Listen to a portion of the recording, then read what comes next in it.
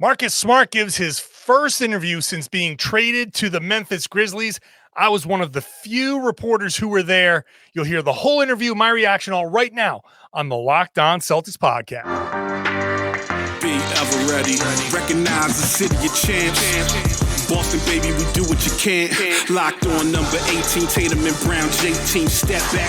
We gon' wet that and slay teams. Of course, the Celtics, who else could it be? Screaming like KG with the Larry O.B. Karalis above average, assessing the team status. Best daily pod, no cap, salary matching. Clutch like Bird the DJ, keep John on replay. Prime time, dapping up the truth on the sideline. Raining J's, how it started, raising banners, how we finished. Locked on Celtics pod, home of the winners. B.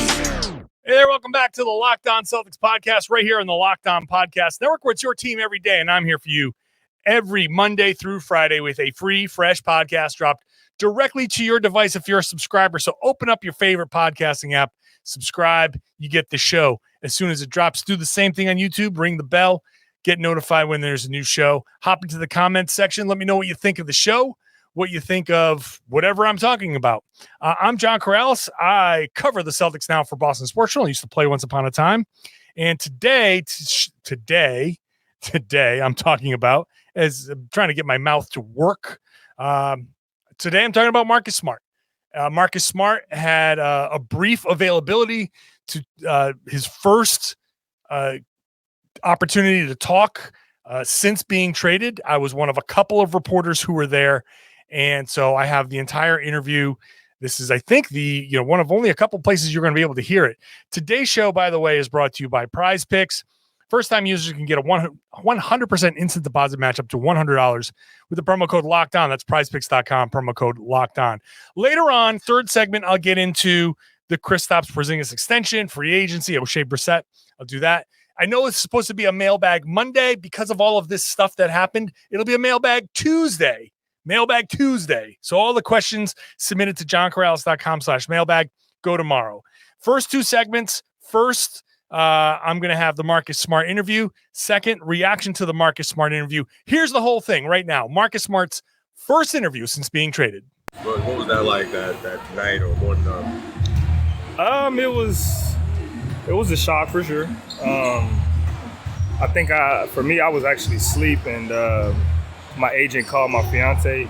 She woke me up out of a sleep, like literally it was right after the deal had been made, and I think Shams had already tweeted it out, and that's how we found out. And then, I went to the gym the next day, got my stuff, and then I talked to Brad and Joe and a couple other guys that was there at the gym. But it was definitely shocking to find out that way, especially because the week before I was already told that we were good, and there was no trade talks with me, and I was good. So, we was expecting that. But for me, I understand the business side of it, and I've always been like that. And anybody knows me knows that I'm the first one to tell people you can't put personal with business. It just doesn't mix, and if you do, you're gonna get yourself hurt. So I understand it as a business, but for me, it was just a courtesy. You guys probably already knew that they were thinking about trading. They had this trade in their back pocket just in case something else didn't happen. And for me, it's just a simple fact, hey, we're thinking about trading you. Most likely we'll trade you. Just letting you know, thank you. I appreciate that, especially with everything, telling me the week before, and then, my house flooding and having to deal with that. So it was a lot at once. But I love this team. I love this organization. I love the people, the fans, and everybody, the support that I've always gotten here for my 9 years. I'm definitely going to miss it, but I'm excited and energetic to start, my new chapter in my life with the Grizzlies. So, right, like you said, it's business. And the other side of that is that a team obviously wants you, right? Yep. That's why they made that deal. Yep. What's the first thing that crossed your mind when you thought about the Memphis Grizzlies and you joined them? Oh, it was right when I heard it. I was like, you know what? At least I'm going somewhere, like you said, to a team that wants me and a team that I can compete, to hopefully, try to win the championship. And we got a lot of great young players with the Grizzlies. And I'm very excited. I love the way that they play. I love the culture. Excuse me. And just like here, in Boston, I fit right in. It's right up my alley, the style of play and the mentality that they bring to the game. What's been your reaction to, it seems like the city a lot of people been down about the trade. They didn't want to lose you. what have people been saying in the streets to you, which you've been back? It seems like a collective kind of depression, people trying to get over what happened. Yeah, I mean, I grew up here, 9 years here, in the city. I've done stuff in the city, to become more acquirable to the city for myself. And, I just built a special bond with the fans and the people of Boston. I don't think there's no place in Boston that I can go where, I wouldn't be welcome. And that speaks volumes. It's definitely tough. I'm hearing it all the time from everybody. The fans, every time I see them, they're devastated. The city is devastated. And, I understand why. We grew up together, so it's definitely tough. It's definitely hard to say goodbye. I know talking to some of these fans, I definitely get emotional. They're coming up to me and they're bawling. So I definitely have heard, everybody's disappointed, but like I said, it's a business first. Boston will always be in my heart. I love Boston. But, they decided they made a move where they thought was best for the team, and that's all you can ask for. What do you think of the team's outlook going forward? Say it again? What do you think of the team's outlook going forward? Jaylen, Jayson kind of taking things into the future, them adding Kristaps. What do you think it's going to be like for those guys going forward, and them kind of, I guess, having to step up as leaders going forward without you? Yeah, it's gonna be fun for those guys. It's gonna be challenging. There's gonna be ups and downs, but that's the beauty about growth. It's another part of their game that they're just gonna continue to evolve in. And even though I won't be here a part of it, I'm still proud of those guys, and I can't wait to see the growth that they coming. But I'm excited to see the next step that they take in their games, not from a basketball standpoint of on the court, but a leadership role, and really taking on to this team. What were those conversations like with Brad, with Joe after? And you said your house flooded that week too? No, my house has been flooded since we played in Dallas in January. So I haven't been in my new house since ever since I proposed to my fiance. The next month my house flooded, and we've been dealing with that ever since. We finally just fixed it up, and the move-in date is actually next week. So it was tough. It was a tough conversation with Brad. He was very emotional. But like I said, I'm sure there's a lot more that went into it that probably won't be said, can't be said. But it's all love, and Brad knows that we've had our talks over the years. We've had our moments, and I grew up with Brad as well. My first year was his second year, so it was definitely an emotional talk for him. But like I said, the love will always be there, and there's no hard feelings for me. Are you seeing any regrets over the past couple of years of getting close, getting to the finals, falling short this year? Is there anything that, I guess any regrets about how those seasons went? Yeah, not actually getting this one.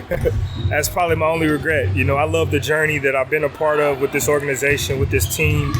I couldn't ask for more. The only thing I regret is that, we didn't get it when we had our chance when I was here. But other than that, I've enjoyed my run. I'm very thankful to the organization, to the city, to my teammates for allowing me to be me. And really taking me in, a Dallas kid, from the South Side, Lancaster, Texas, transferred to Flower Mound, and then came up here to Oklahoma State, and then came to Boston. So, to be able to take me with everything I have, who I am, and just allow me to be me, I say thank you.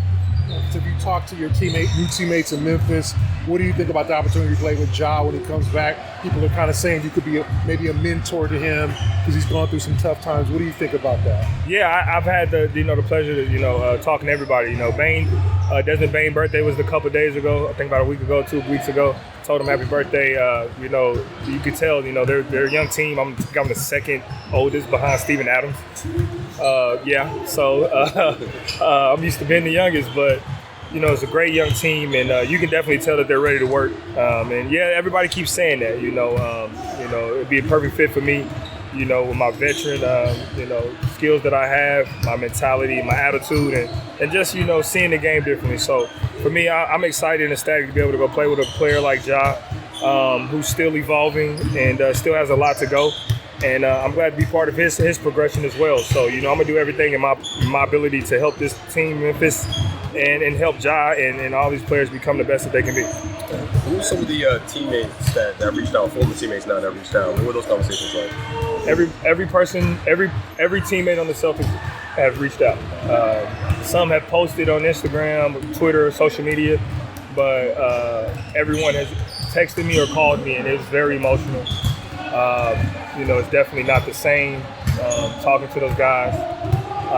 It was hard. It was hard, just seeing the text, hearing the guys' voices, saying the goodbyes, reminiscing on the good times, and like I said, just to be able to be with one group of guys in a city for so long, it's tough. But I actually want to clear up something I seen online that it was going around that because JB didn't post something about me like JT did, that we had beef.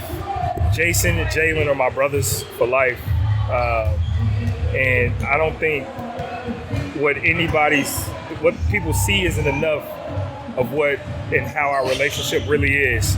We've been through a lot together. We've been through a fire. My mom passed away. JB was actually one of the people on that plane that came to Dallas to the funeral.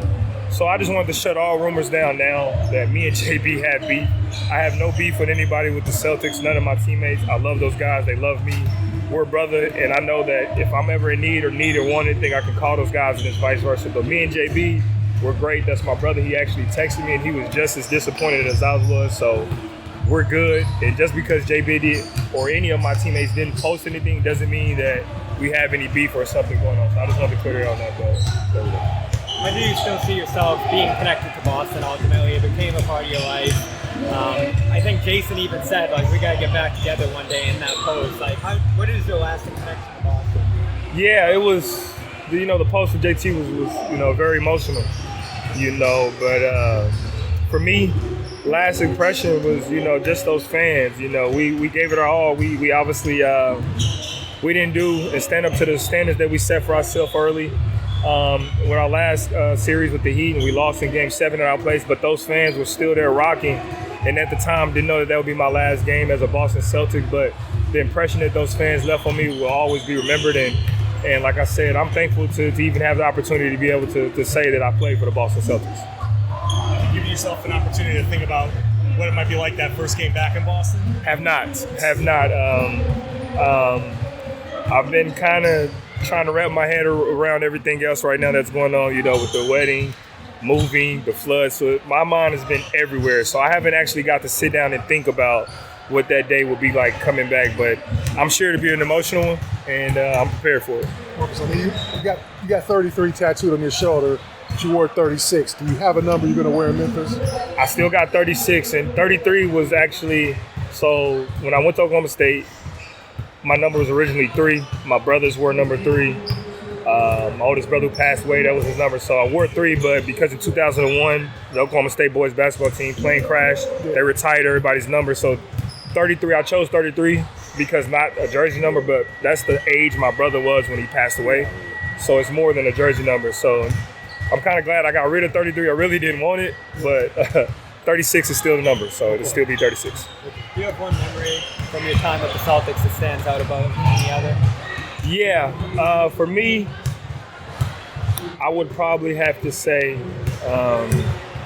the one memory is last year when we made our finals run, how close we became, and it really started after, the comment where it got kind of taken out of context of what I was saying about how other teams are guarding the Jays.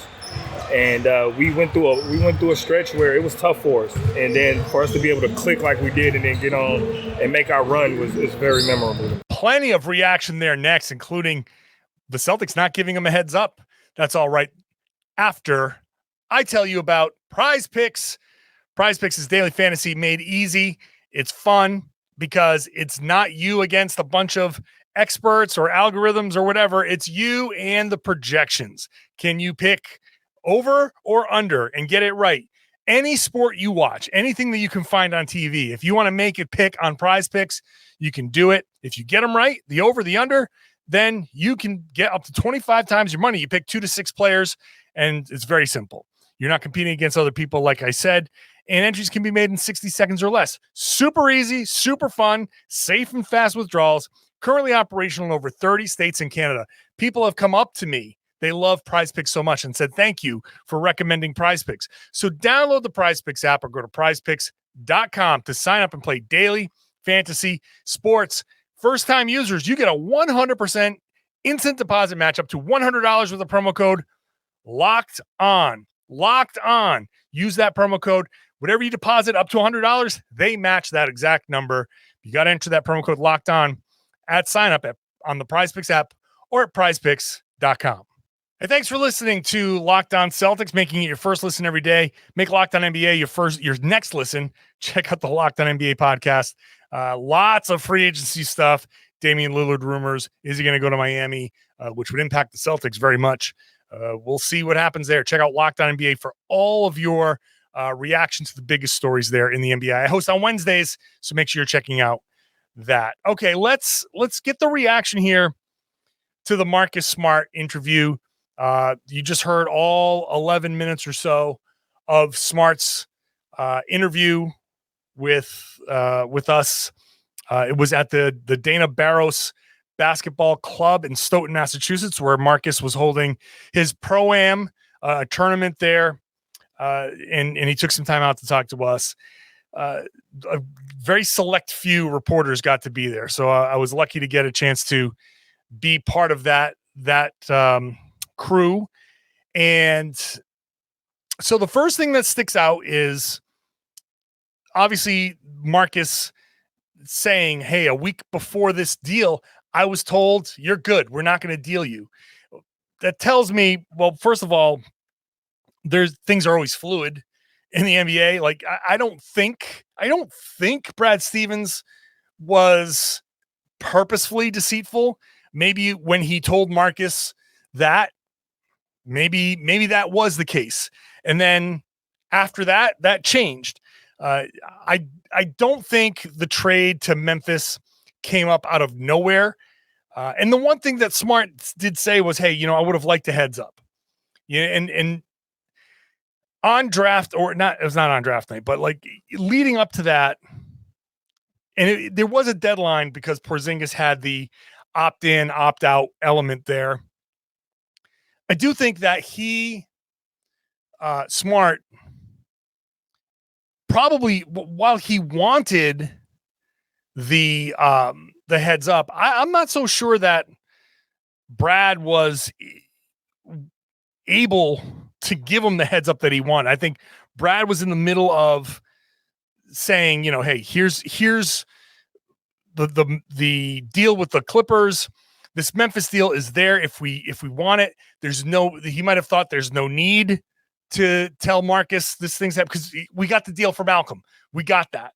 I get where Marcus is coming from. Getting the heads up would have been great just to say, hey, by the way, this is something we're talking about.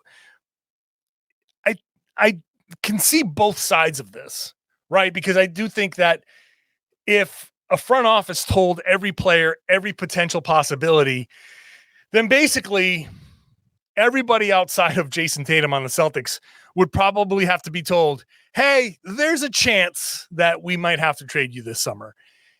And is that worth, does the player deserve getting a heads up? Absolutely. From a player perspective, I can absolutely understand especially for Marcus. He's got the house that's been flooding and he's been dealing with flooding in the house since January. He's planning a wedding. He has all of these camps and everything. It's a busy summer for him. If for some reason there's a real chance that he wasn't going to be in Boston, it would have been nice to be told that so you can wrap your head around that possibility. At the same time, I do think it's tough to ask a front office to keep every player afloat of every possibility because there are conversations being had all the time. And I don't think Brad wanted to trade Marcus Smart. I don't. Maybe I'm wrong. Maybe he had this deal. Maybe this deal was going to happen no matter what. But it's tough. This whole heads up stuff. I know exactly what Marcus is saying, but I can see it from the front office perspective too, saying you just can't tell every player every little thing because now every player is going to be pissed off and wondering, am I going to be traded now? No. Am I going to be traded now? You want to maintain some of that continuity and be able to tell your player like, oh yeah, we never even considered trading you. Because when they don't happen, you can say, look, we never came up, never, whatever. So that I think was the first thing that stood out. I think stood out to everybody. But then the other big thing here for Marcus is I really do appreciate his understanding of, hey, look, this is it. This is a business. You don't mix business and personal in the NBA. You don't. And if you make it all about loyalty, if you make it all about, it's, I have this emotional connection to the Celtics, and by trading me, now my entire identity has changed. Like you can't look at things that way. And it stood out in the initial reporting, the sourced reporting. Adam Himmelsbach of the Globe was chronicling Marcus Smart's like initial conversation with confidants, where it was, everybody's pissed off and everybody's, basically like yelling about the Celtics. And he, chimes in and says, hey, you know what? It's a business and we have to treat it as such. And we can't let that get in the way. Does that mean that Smart's not going to be trying to score 40 against the Celtics whenever he plays them? No, of course he's going to want to kill the Celtics. He's going to want to put on a show for his former player, for his former teammates, for his former coach, who's now running the team. He's going to want to send a little bit of a message. Marcus will be talking a lot when the Celtics play Memphis, and especially when it happens in Boston. I asked him, you heard me ask him, if there's, if he allowed himself to think about the return, and he's just not there yet. It's understandable, right? It's been a week. There's still probably some level of trying to still wrap his head around, I don't live in Boston anymore. I have to move to Memphis. Everything that's been going on, now all of a sudden he's had multiple trips to Memphis so he can go get his physical, so he can go start house hunting and all of that stuff. Meanwhile, it's trying to do all the other stuff, the actual living life stuff and planning a wedding and all of that. So I'm sure that if things have been going nonstop. He's had 2 camps, 2 days of camp in Boston, 2 days of the Pro-Am in Boston, in the Boston area. So he's been very busy. These have turned into things that have become goodbyes, which are tough. And I think he's handled it all very, very well. I talked to him off the record. I talked to him privately, and I can just give you the sense of just he's, he talks with a smile on his face, and I think he just understands, hey man, this is just the business. And look, I do think it's important to understand the perspective for Marcus. And I've talked to him. I'd be like, hey man, this sucks, right? And he's just saying, hey, it's business. And he's a guy that lost his mother, lost his brother to cancer. He knows what true loss is, right? He knows what true, deep, personal pain and loss and suffering is. Changing addresses to go from one really, really good basketball team to another really, really good basketball team and get paid $18 million to do so. It's an annoyance. It's not what he would prefer. And yeah, in some ways it does suck, but also he has such a good perspective on things. Like, this is just part of the business. It's part of life. This is what we signed up for. So I think Marcus is in a good place. Obviously, I think he wanted to stay in Boston. I asked him about the regret, and he does regret not getting that one championship, at least in Boston. The good thing for Marcus is that he has an opportunity, and he's in a place in Memphis that kind of needs him. They could use his guidance. They could use his veteran leadership. And coming from a place that has high expectations and a great culture and a great history in Boston, to bring that to Memphis and kind of teach those guys what they're playing for, I think is an important element for Smart. So it was good to talk to him. I think he's in a good place. I think even with the not getting the heads up, I think he's cool with Brad Stevens. He's cool with Joe Mazzulla. It's important. I think it was very important for him to speak out and say, look, I know Jaylen Brown didn't post something on social media. That doesn't mean anything. He's spoken to me. We're good. That's my brother. Like, that's all good. So the biggest takeaway when you come out of this, as we wrap this part of the show up, is Smart's in a good place. I think he's in all good standing with everybody in Boston. I don't think he leaves on a real bad note. I think he's obviously disappointed to be leaving. I think he would obviously prefer not to be leaving and to finish what they started. But I think he's just in a good place. He understands what he needs to do, how lucky he is in so many ways. And that's it. Who knows where his career goes now. And then the thing about having been in Boston and maybe having felt some sort of connection here, he can go to Memphis. And if he loves it there, he can stay there the rest of his career. His career is going to be winding down soon. He's 29. He's going to be 30 soon. He doesn't have a whole lot of time left. So a couple years in Memphis, and then maybe, who knows, then he can kind of call the shots and end his career kind of however he might want. So that'll be good. That'll be good. I'm happy for Marcus, and he's landing in a good spot. Obviously, I have I like him as a player. I will say that I do like him as a person too. He's always been great.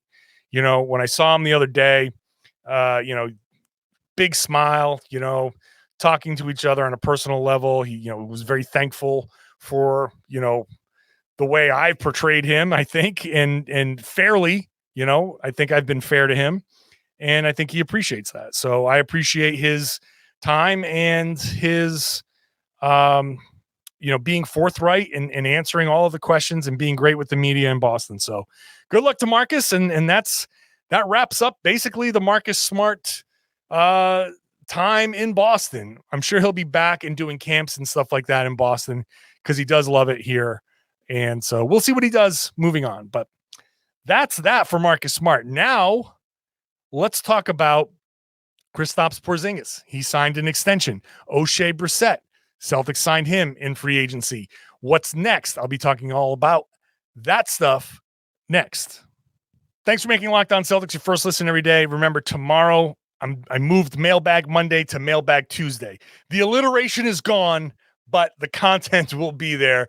All those questions that I would have answered today, I'm answering tomorrow. If Marcus didn't talk, I would have probably just started out the show with some thoughts on Porzingis and Brissett and then gotten into the questions. But because Marcus talked, I thought you probably wanted to hear everything he had to say because I like to share everything in context so you could hear everything. I know I tweet out some stuff and you see little bits and pieces here or there. That's the full context. I want to share that. I wanted to give my reaction. So Mailbag Tuesday tomorrow. Let's get into the Kristaps Porzingis extension, 2 years, $60 million. I was probably more hopeful that it would be less than that, but 2 years is right. 2 years is also the max that he could have gotten. So it had to be right. By taking the 60, it was less than the max. I never expected him to not get less than the max. I didn't think he was going to get a max extension. I mean, I just didn't think he was going to get a max extension. So this is about right. It's a little bit higher, but still within the range. So the high end of the range, that's fine. Keeps him here for a couple years. As you heard me, if you watched the YouTube, there was a YouTube exclusive reaction to the Porzingis extension. Look, it makes the Celtics super, super expensive. And I don't know how they're going to proceed moving forward. There's still the Grant Williams issue. What are they going to do with him? There's still no word about him. There's still no Jaylen Brown extension, which I'm not worried about right now. That doesn't necessarily mean a whole lot. I still think the extension is going to get done. Is it the full 35%? Is it less than 35%? I don't know. That could be the holdup. I don't know what the holdup is.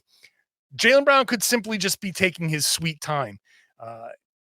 And look, if he is, and this is just me guessing, pure speculation, but hey, if a guy who has been in trade rumors and kind of maybe isn't appreciative of having been in trade rumors wants to let the Celtics kind of sweat it out, and hey, if he signs that deal, whenever he signs that deal, he's got that no trade clause as part of it for that first year. He can't be traded next season. That's a full season. That's a full year. It goes to the date. So If he puts it off, then he can enter next year's free agency on July 1st with a no trade clause. And that could last for a couple of weeks. And when things are moving fast and furious, he could actually control his destiny a little bit. Should the Celtics decide, hey, you know what? Tatum plus Porzingis is actually the way we want to go. We're going to spend our money on Porzingis. We're going to spend our money on Tatum. We've got Porzingis locked up for 2 more years at $30 million per. We don't want to pay Jaylen all of this extension, so we are going to trade him next summer instead. I can see that as a possibility. It could just be a casualty of the new CBA. But if they go that road, the Celtics could say, hey, we are going to make this trade. We're going to agree to a trade. But Jaylen, having had the no trade clause for a few weeks, maybe the teams could just say, look, when the no trade clause expires, we're just going to execute this deal. But he can also exert pressure, because if deals can't get done without his approval at any point prior to that expiring, that's just a team, whatever the deal is, wherever he might go, the team that would be taking him will say, we don't want to wait. We don't want to wait to see in 2 weeks. If he says no now, why will we take him in 2 weeks? He doesn't want to be here. So if he can reject something, then hey, why not as a player exert a little bit of control while you can exert that control? So that might possibly be part of the equation. That's just me kind of playing, the guessing game with Jaylen. And so I don't know when that gets done. I expect it to get done at some point. I'm not worried about that. Porzingis, we've talked a ton about Porzingis. There's the potential, like I've been saying, there's so much that's theoretical about Porzingis. He could come in and be a real hidden gem, add a new dynamic element to the Celtics offense, or it might not fit right. And that could change. Is it Porzingis that gets moved? Is it Porzingis plus somebody else that gets moved? I don't know. Wherever this can go, there are a number of ways this can go moving forward. But for now, the Celtics have this upcoming season with those three to figure out what's going to happen.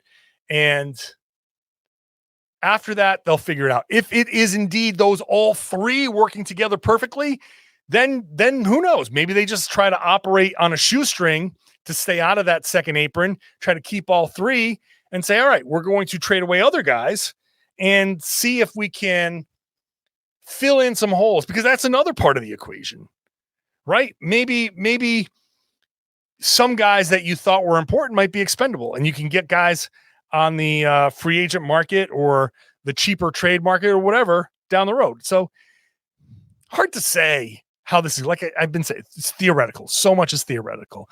But 2 years, $60 million. Now Porzingis is under contract for 3 seasons.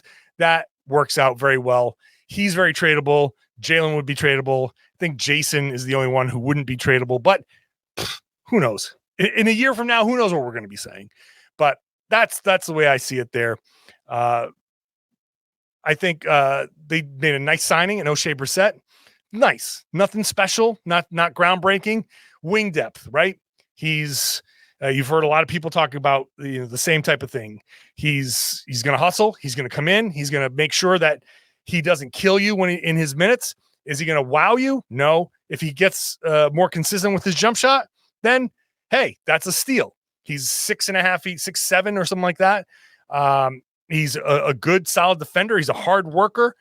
He doesn't shoot great, but if he can fix the shot, then all of a sudden he becomes this wing, 3-and-D wing that hey, that'd be an amazing find on the for the veteran minimum.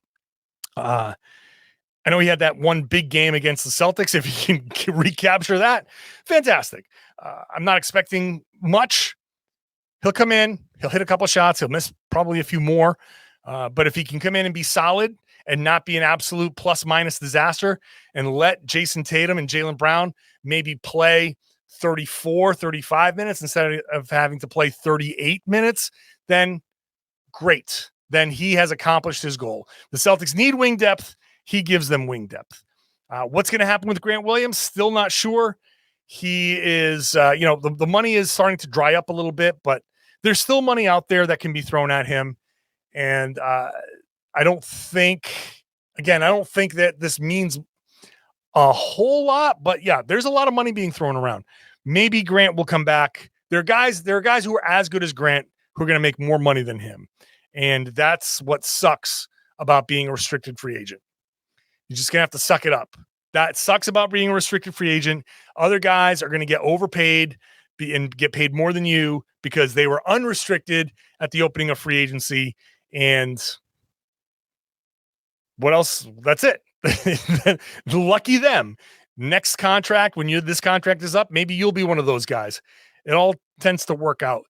So I thought, just to wrap it up, to sum up, Porzingis extension is fine. Oshae Brissett is fine. Is a nice signing. Add some depth. And that's it. Mailbag tomorrow. So questions. I got a lot of questions. So johnkaralis.com/mailbag. Tons of questions already coming in. So and maybe I'll just extend the mailbag and do a 2-parter Tuesday, Wednesday. If there are that many questions, make it a 2-part kind of holiday week double barrel mailbag. Let's see what do we get here as I sift through all the questions. So subscribe to this podcast. If you're new, welcome aboard. Thank you for checking it out. Hope you enjoy the show. If you're a regular listener and every day are here Monday through Friday, love you. Thank you so much. I appreciate you doing that.